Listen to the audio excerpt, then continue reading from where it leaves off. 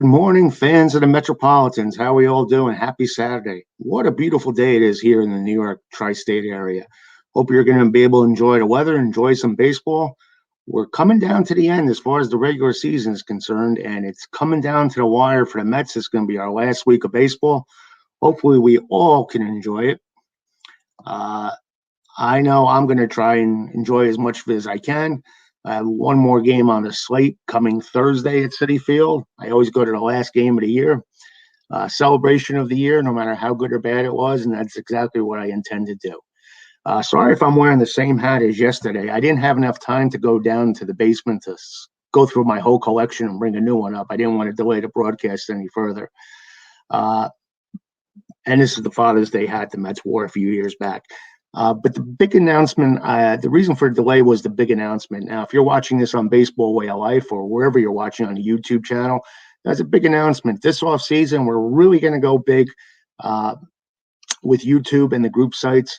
We're going to have a trivia night, a Jeopardy night, and a group roundtable once a week.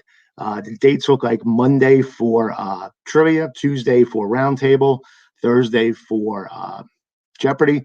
All these dates are subject to change.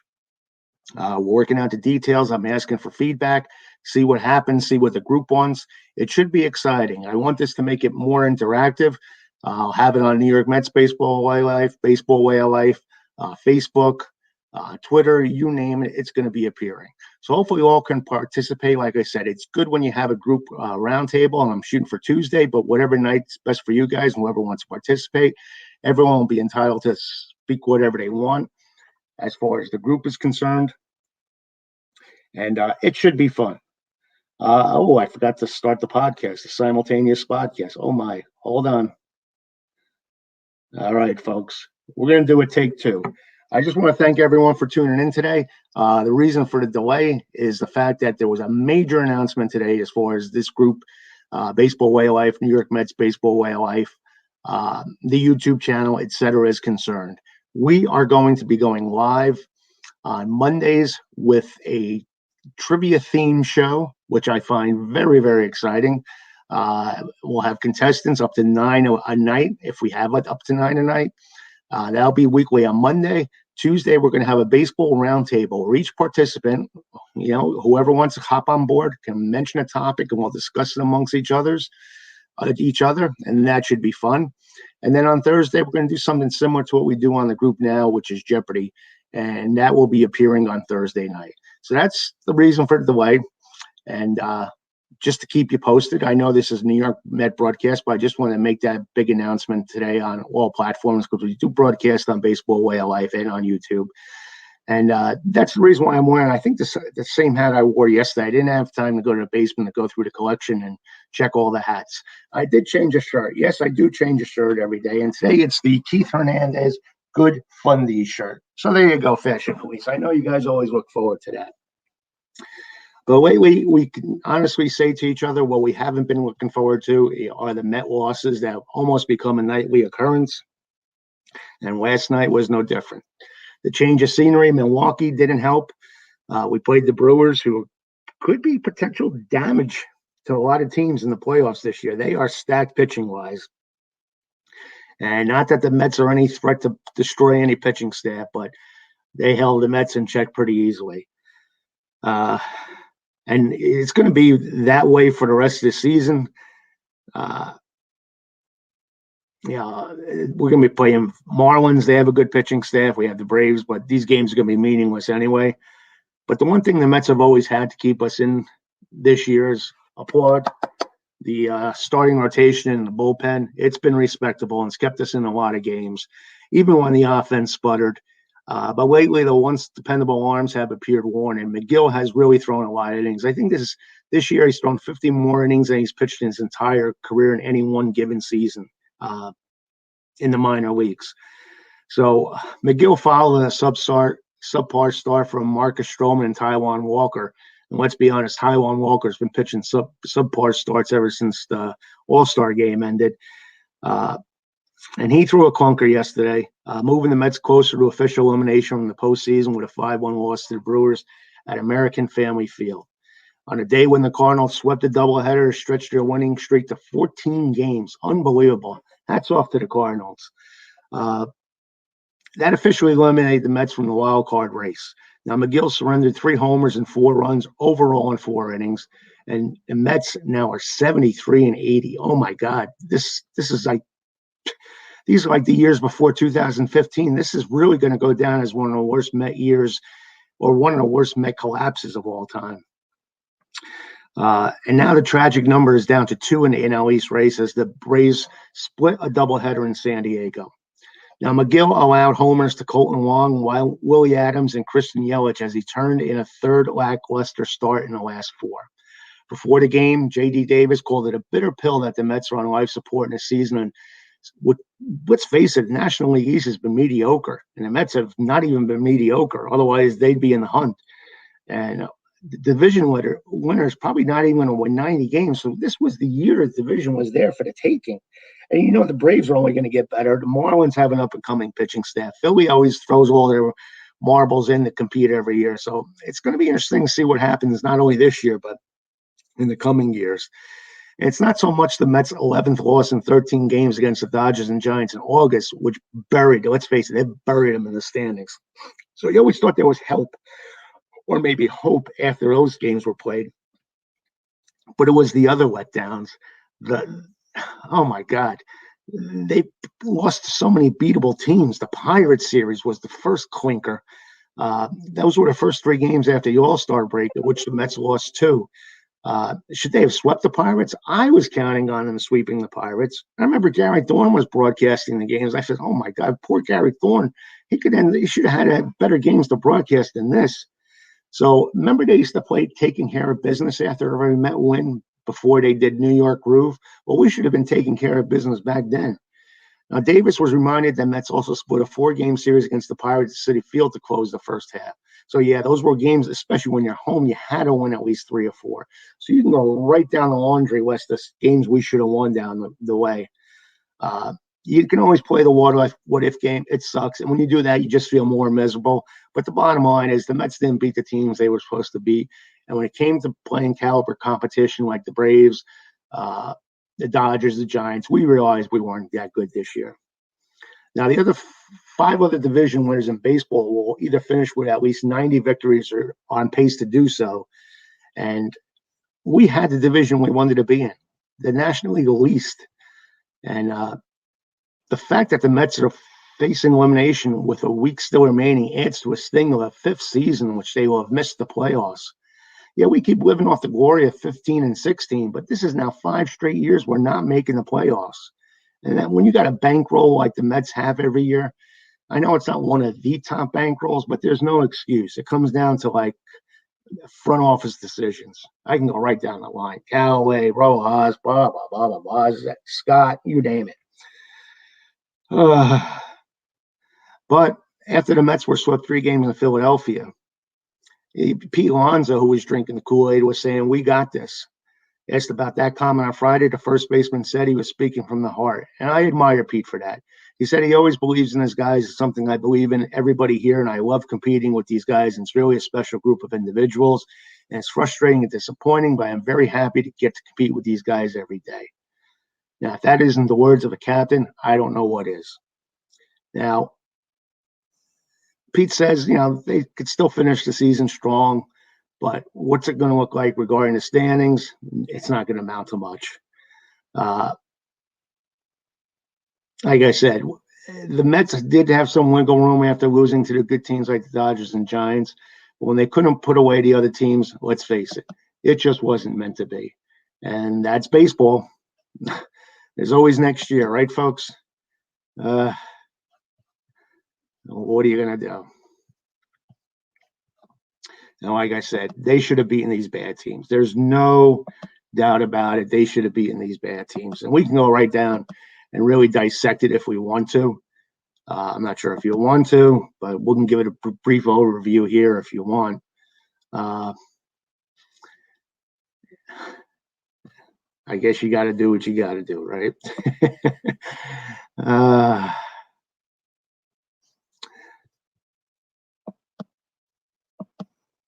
Yep, it was a bitter pill. without a doubt. I don't even know, to be honest with you, what the highlight of the second half of the season was when I think about it. I think Pete Alonso's power display has been fun.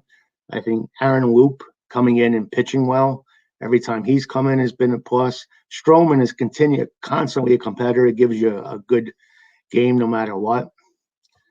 But it's just not meant to be. And I feel bad for Tylor Megill because he got roughed up by the Brewers yesterday. I'm a big fan of Tylor Megill. I think he has the stuff. And I asked a few weeks ago, should they shut him down? Because I think his arm is just tired. And I really sincerely hope they don't pitch him anymore because he's a competitor. He's a youngster. He wants to show what he can do. And I think at this point, by him pitching all the time, it's only going to hurt the Mets and his prospects in the long run. So, hey, you got other guys that can pitch, okay? Put them out there, please. I know they'll probably still put Megill out there, but there's no need to if these games are meaningless. And same thing with Noah Syndergaard. Let's be careful with Thor. His second and presumably his final tune-up in a minor league uniform is scheduled for Saturday. The right-hander is scheduled to pitch for AAA Syracuse and will then be evaluated for an addition, maybe a spot or two with the Mets next week for the 4-game series against the Marlins. He did pitch a perfect inning as the opener for Syracuse on Wednesday, and Mets plan to use him either as an opener or reliever upon his return. Now, twice already this season, Syndergaard's return from Tommy John surgery has been delayed. In May, his rehab was shut down because of elbow tightness. He resumed his rehab in August, but that was suspended after he tested positive for COVID-19, costing him at least 10 days. Now, impending free agent, Syndergaard is nearing the 2-year anniversary of the last pitch he threw in a major league game. Syndergaard underwent surgery to repair the torn ulnar collateral ligament in his right elbow in March 2020. Now, Jacob deGrom, another one. Is he going to come back and pitch the last week? We don't know yet, but he threw a 25-pitch side session for Friday's game against the Brewers and felt good, according to manager Willie Rojas. Rojas, who added it's unclear what the next step will be for the right-hander, said the goal is still to get deGrom, who hasn't pitched July 7th because of forearm and elbow discomfort, into a game during the final week. So we'll see how that plays out. The Mets seem like they're really gung-ho about getting a start out of deGrom. Maybe so they rest easy and know that he's pitching okay. Now, remember Carlos Gomez? He was the one that we were going to trade Wilmer for. He was a Met, and he had all the talent in the world, but a little bit of a head case. And he was the one that was going to be involved when we traded Wilmer Flores and Zach Wheeler on the trade deadline. Oh, thank God we didn't make that trade. Thank God it was Cespedes for the rest of us. Well, Carlos Gomez officially retired and was inducted into the Brewers' Wall of Honor during an afternoon ceremony. Gomez cited the Mets, who brought him to the major leagues in 2007, and was later dealt to the Twins in the deal that brought Johan Santana to Queens. So that was a good trade we made getting rid of him. Good thing we didn't bring him back. In 5.5 seasons with the Brewers, Gomez was twice an All-Star, and he returned to the Mets in 2019, but was part of the biggest Knicks trade in history. Now, as I was citing before, at the trade deadline in 2015, the Mets cited Gomez medicals and killed a deal that would have brought him to New York for Wilmer Flores and Zach Wheeler. Oh, my God. Oh, Sandy, that would not have been one of your better shining moments, that's for sure. Well, the Mets pivoted and traded for Yoenis Cespedes, who helped carry the team to the World Series. Former Met closer Francisco Rodriguez was also inducted into the Mets Wall of Honor yesterday. So congrats to those fine gentlemen there. What else is going on in Metland? Well, a couple other guys that have been injured we can talk about. We can talk about Robert Gazellman. He recently pitched for low-A St. Lucie as he started a rehab assignment, and he allowed 3 earned runs and 3 hits while striking about 1 over 0.2 innings. So he got roughed up a little bit. Now, he's been on the 60-day IL since June 23rd with a lat issue. Could be back in the bullpen later this year to finish the regular season. Now, Gazellman last pitched on June 19th against the Washington Nationals when he allowed 1 run on 3 hits in 2.0 innings while serving as the opener. Drew Smith announced, the Mets announced on Drew Smith that was going to be on the 10-day injury list with right shoulder inflammation, but we still haven't seen him. Since he last pitched on August 13th, he appeared in 31 games for the Mets this season, pitching to a 2.40 .40 ERA and 41 strikeouts and 41.1 innings. And Drew was pitching well. I kind of miss Drew. And here's our good buddy, Bruce Barons, once again saying pitching is the key. They have a great nucleus of a team. Young pitchers need to go through the early-year struggles. Mets can't let Noah Syndergaard leave. Mets have to tell deGrom and Syndergaard to stop throwing fastballs and use their other pitches. I agree. Now, Bruce is one of our devoted watchers of this broadcast every day. I want to thank Bruce for always hopping board and asking questions. But, Bruce, you make up a good point. I think the modern-day pitcher, as far as the Mets are concerned, are groomed on throwing 100-mile-per-hour fastballs, especially deGrom. And I don't care who you are, the human body is just not meant to take that toll. So I think we just need to tone it down with these guys and let them become more of a pitchers and not worry about hitting 100 on the gun every time other pitch. And I think our injuries will subside. But that's just my opinion. And by the way, I'm sticking with it. Now, before we go any further, let's celebrate the big Met birthdays on this day. Happy birthday to Billy Hepler. Who remembers Billy? You're a big Met fan. I bet our good friend Harvey Porras remembers Billy. He pitched 37 games for us in 1966, 69 innings pitched with 3.52 ERA and WAR number 28. Happy birthday, Billy. Happy birthday to Dave Weathers, who was with us. He pitched a lot of games for us between 2002 and 2004, the lean years, as I like to call them. He got a lot of appearances, 180 games, 198.2 innings pitched.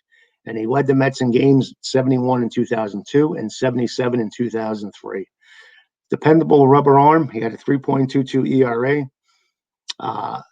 Basically was never a closer. In 2003, though, he did have 7 saves, but he was a good setup man and came in a lot to put out the fire.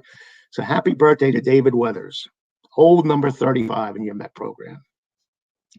And happy birthday to Argenis Reyes. Yes, he played that last year at Shea. 49 games, 110 at-bats, batted .218 with 1 homer and 3 RBIs. He was a second baseman by trade. A lot of times he came in as a defensive replacement. So happy birthday, Argenis. So those are the 3 birthdays we are here celebrating today. So happy birthday, guys. And then the other thing we want to do is go back in Met history. Let's do some time travel. Let's go back to better days. Like Southside Johnny said, these are better days. And Bruce Springsteen also had a Better Days song. Didn't the Kinks have a song or Better Things? I think it was Better Things, the Kinks. Anyway, before I digress, let's go to 1973 when it was Willie Mays night at Shea. It was a Tuesday. Autumn was setting in. It was a special night at Shea on this Tuesday evening. The Mets were 1.5 game up on the first place Pirates, and they were honored to honor the great Willie Mays. 54,000 showed up to say goodbye to Mays on Willie Mays night in a pregame ceremony for a very important matchup with the Expos.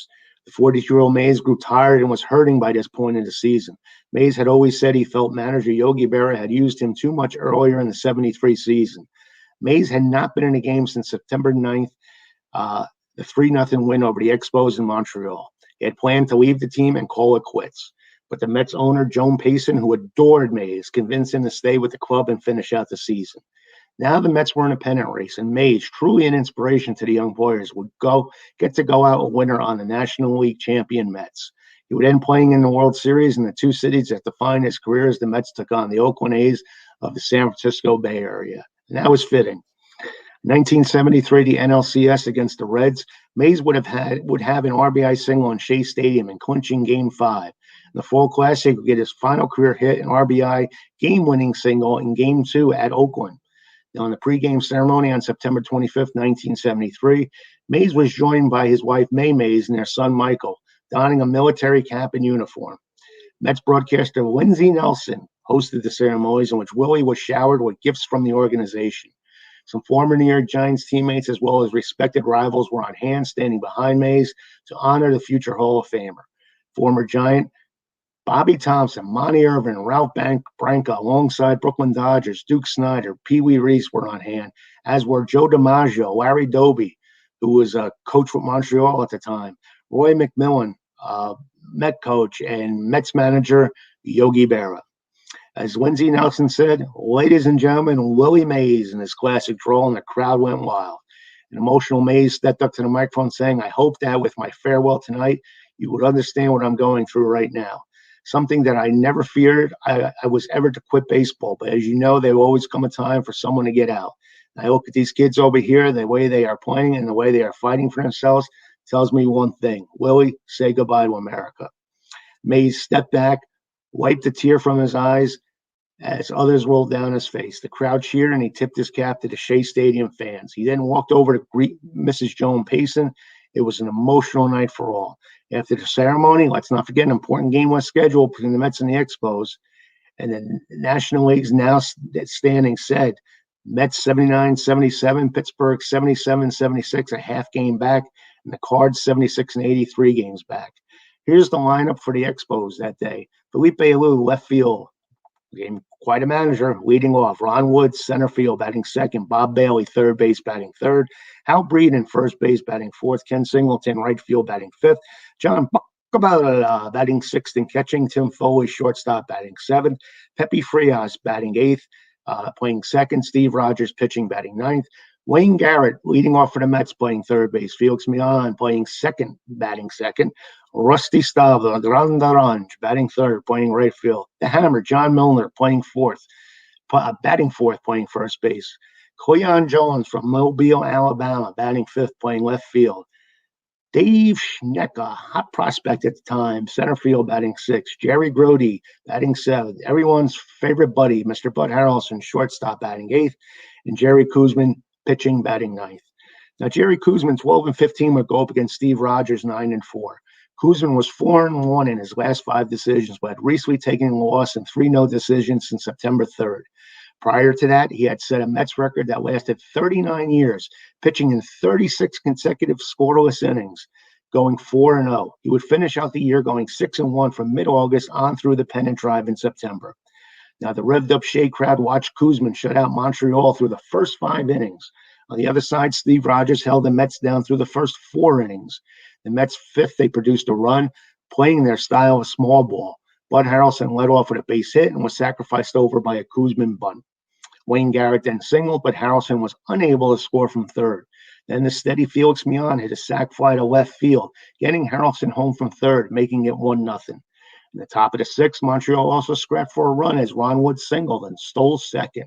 Bob Bailey drew a walk, and then manager Gene Moore called for a double steal.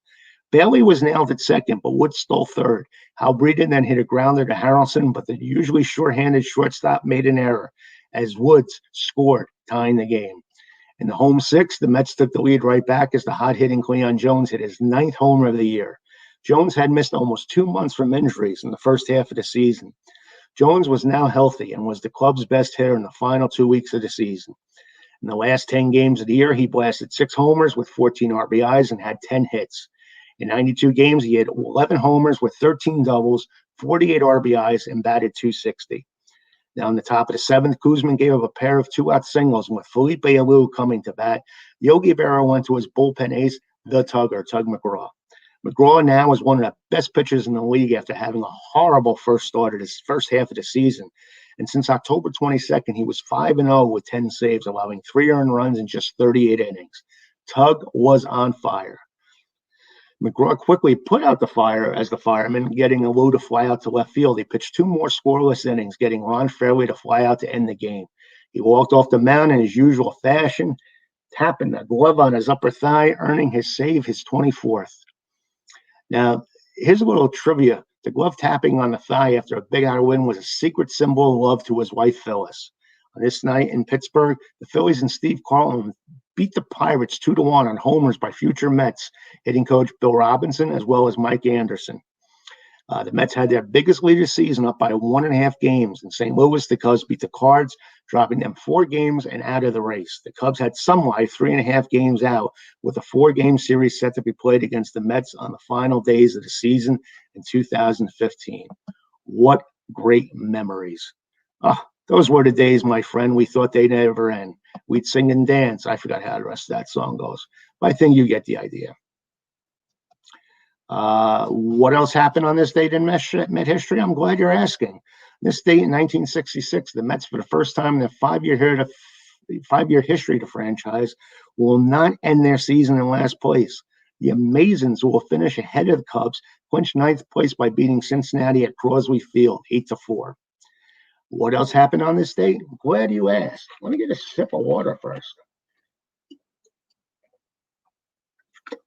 On this date in 1984, New York's pinch hitter Rusty Staub becomes only the second player to hit a round tripper as a teenager, and one after his 40th birthday when he blasts a walk-off home run off Larry Anderson to give the Mets a 6-4 victory over Philadelphia at Shea Stadium. Ty Cobb was the first major leaguer to have accomplished this feat. Now, on this date in 2009, David Wright, playing a position in which the team was unable to field a reliable everyday player on a consistent basis for decades, establishes a franchise record by starting in his 836th game at third base for the Mets, surpassing his hitting coach and friend Howard Johnson. More than 120 players, beginning in 1962 with Don Zimmer, have appeared at the hot corner for the team, but only 10 have appeared in as many as 200 games during the club's 47-year history. And this one really touched my heart in 2003 when friends, family, associates, and former players gathered at Shea on Bob Murphy Appreciation Night to honor the long-time broadcaster. Following the pregame ceremonies, the Hall of Famer, who started with the team in their inaugural season in 1962, calls the last of his more than 6,000 Met games. I have so many memories with Murph behind the microphone. Good times indeed. It's one of the reasons why I'm the Met fan I am. Now, on this date in 2009, the Mets claimed Jack Egbert on waivers from the Chicago White Sox. Who remembers that infamous deal? You do? Do you really? Anyway, well, let's talk about what's going on in the greatest Mets baseball group there is on Facebook, New York Mets Baseball Way of Life. If you're not a member, please subscribe. If you're a Facebook member, just look for New York Mets Baseball Way of Life. We're there. And we also have a sister group, Baseball Way of Life, which has over 10,000 members. Join that, Baseball Way of Life. And if you like this podcast, if you listen to the podcast, please subscribe. If you're enjoying this YouTube cast, please subscribe and hit like. And you'll be notified every time one is coming up. And if you have needed to reach me, I'm at philstan41@gmail.com. Love all the support I'm getting from the group members on this, and really appreciate it. Now, what's going on in the group? Well, we discussed that it has happened for the first time since September 10, 2 weeks ago. The Mets have played a game in under 3.5 hours. As a relatively quick 2 hours and 56 minutes, it's the Mets' fastest 9-inning game since August 25th, when they lost the Giants in 2 hours and 52 minutes. Then I noted, sadly, that the Mets are now a season-high 7 games under 500. Yesterday we asked, when I say Hubie Brooks, what's the first thing that comes to your head? We had some good answers. David E. Diaz said professional hitter. Harvey Porter said my favorite Met of that era, key piece in the Gary Carter era. Ron Davis said we used him to get kid Gary Carter. Glenn Scher says played third base and shortstop. Ron Kaplan, shortstop. Jason Wynn said played for the Mets twice. All good stuff from you guys, and I appreciate the feedback when I asked these questions. Wasn't so much positive for Gary Coleman when I asked the other day. Dan Wiener said don't get him a golf club for his birthday. And Jason Lynch came up with a good comment here. He always dig deep, that Jason Lynch. Vince Coleman had a higher batting average, on-base percentage as a Met than he did as a Cardinal. But I remember he was a Cardinal because he killed us, and hating him as a Met because he killed us. And Rob Godamowitz simply said, he makes me feel uncomfortable.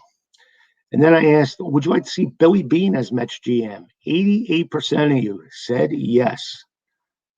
And then a lot of good stuff. I said, hop on board, guys. Hop on board if you're not a member, and we'll continue on the fun like we always do with these questions.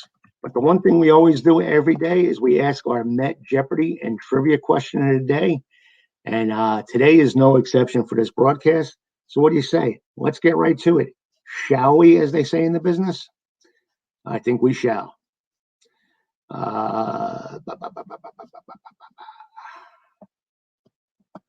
Okay. Just queuing them up and looking for where they are. Here they are. Here they are. No panic. No panic, man. Here's today's trivia question. Can you name at least 5 players who played for the Mets as teenagers?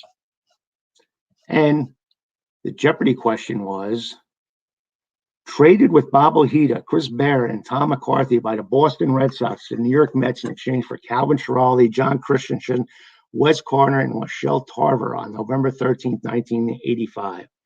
His most prominent season in the majors was in 1987. Despite winning just 3 games, he pitched decently at 19 starts. He spent most of the next 2 seasons at Tidewater, pitching just 3 games and 4 innings at the major league level. Going to give you a second to think about it.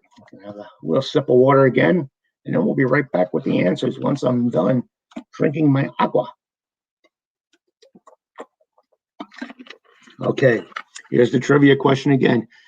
Can you name at least 5 players who played for the Mets as teenagers? Well, there were 10 Mets who played as teenagers with the club, and they are Ed Kranepool, Jim Bethke, Jerry Hinsley, Kevin Collins, Dwight Gooden, Nolan Ryan, Greg Goosen, Tim Foley, Jose Akendo, and Jose Reyes. Congrats goes to book reviewer extraordinaire Ron Kaplan for being the first to name these 5 players, 5 of those players. Good job, Ron. And then the Jeopardy again was traded with Bob Ojeda, Chris Barrett, and Tom McCarthy by the Boston Red Sox to the New York Mets in exchange for Calvin Schiraldi, John Christensen, Wes Gardner, and Michelle Tarver on November 13th, 1985. The second clue was his most prominent season in the majors was 1987. Despite winning just 3 games, he pitched decently in 19 starts. He spent most of the next 2 seasons at Tidewater, pitching just 3 games and 4 innings at the major league level. The correct response to that trivia Jeopardy question was, who was John Mitchell? And congrats to our resident Jeopardy whiz, Jason Lynch, on getting that one right. Good job as always. Guys, amaze me with your baseball knowledge. You really do. Wish I could be that smart. The only talent I have is making these damn questions. Well, let's not forget again today that we have more Met baseball on tap. If you can't get enough, we still got it coming. And today we got Rich Hill. Hope he finds his thrill on the pitching hill. He's 6-7, 3.87 ERA and 138 Ks, going against one of baseball's best, Corbin Burns, 10-4 with a 2.34 ERA and 221 Ks. Should be a fun matchup. Hope you guys enjoy it, and hopefully we can talk about a happy recap tomorrow. So we'll be on sometime tomorrow again. So subscribe to whatever you're listening to or watching this broadcast on, and we'll be back to talk about it tomorrow. Thanks again, and let's go Metropolitans. Da-da-da-da. Take care, guys.